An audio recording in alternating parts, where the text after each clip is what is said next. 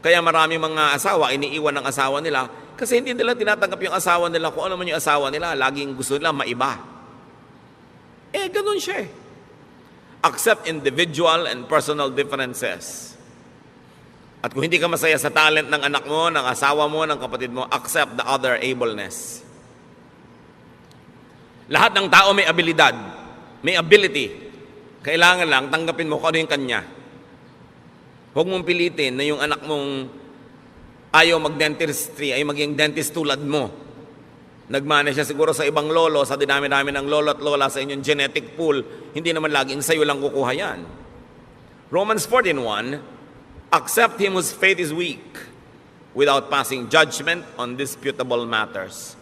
Here, sabi, accept religious differences. Accept spiritual differences. Not everybody is as mature as you. Not everybody has the same tendencies to apply a biblical verse the same way as you do.